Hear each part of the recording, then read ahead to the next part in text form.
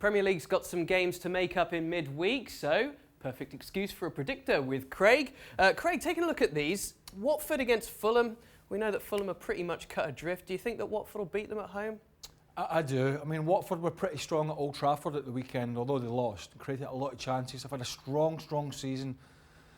Fulham, as we know, sacked Jukanovic. Scott Parker comes off the back of the Ranieri sacking as well. So two kind of experienced managers haven't been able to get it done. Scotty Parker's come in, no real change. And as I say, Watford at home, I think Fulham are doomed. It's a lovely little club, but they've just found that step up to the Premier League, particularly defensively, just too much. Yeah, Watford seem to have done what Fulham have failed to do, which is adjust. Playing some good stuff at times, unlucky in recent weeks, but I'm with you, get the win. Wolves against Manchester United, a couple of weeks on from knocking them out of the Cup.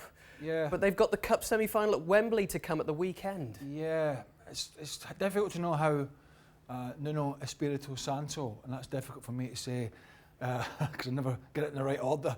It's difficult to know how he's going to play it. So it's a bit of a guessing game here because obviously, you know, I've been fortunate myself to play in semi-finals. I know how big it is.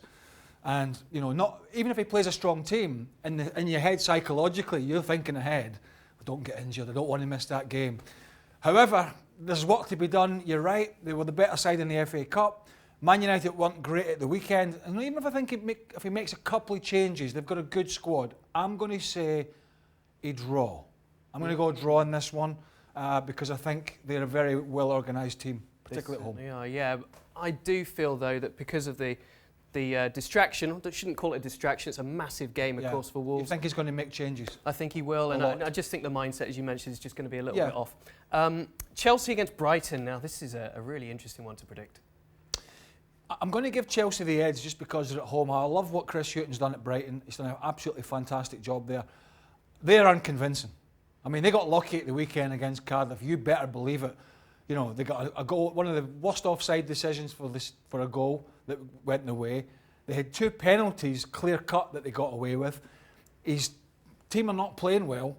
You know, his team selection is, I think, crazy. Jorginho keeps playing. Loftus-Cheek doesn't get any game time. Well, he came off the bench and scored, but he should be starting. Hudson-Odoi has two great games for England and then doesn't see any minutes at Cardiff.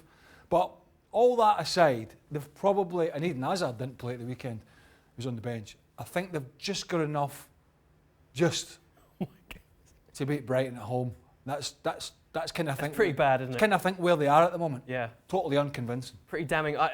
They should have enough to beat them at home.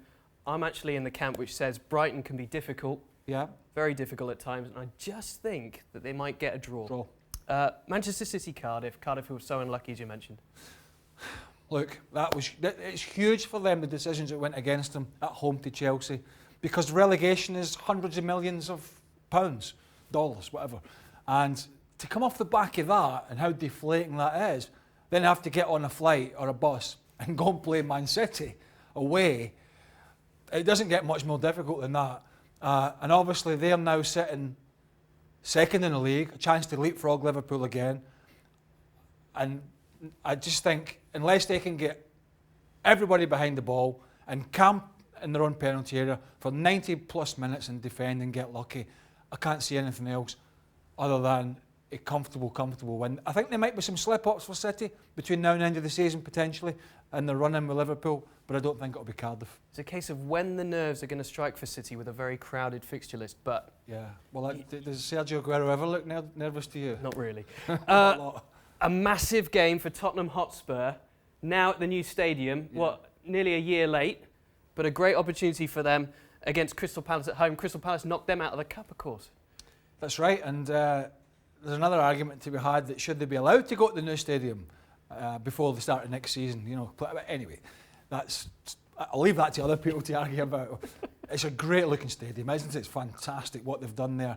I think they're going to bring it in with a win, and they need to, big time, because they were in the title race 6 weeks ago. They were nipping and pegging back Liverpool and City bit by bit, and all of a sudden the wheels came off.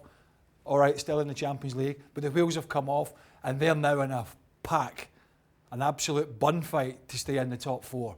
And I think their need is, and I think they're playing all right. I thought they played okay at Liverpool, even though they lost. They've lost their last four, but they've played okay, and they should, I think, maybe have one or two of those injuries back. Yeah. And of course, Harry Kane up front, and should have got something at Liverpool at the weekend. Didn't. I think they'll put that right, and they'll give their fans a nice celebration of the stadium with 3 points. They certainly should. I know that Palace, like Brighton, can be very, very difficult. And I just feel it could be one of those nights where a few nerves for the players, because they're not in great form, lost 4 of the last 5 in the league. Yeah. But I think it's a big night. It is a big night. You back them with the fans to get the job done for Spurs. So that's the predictions. Let us know, as always, what you think of our predictions at ESPN FC.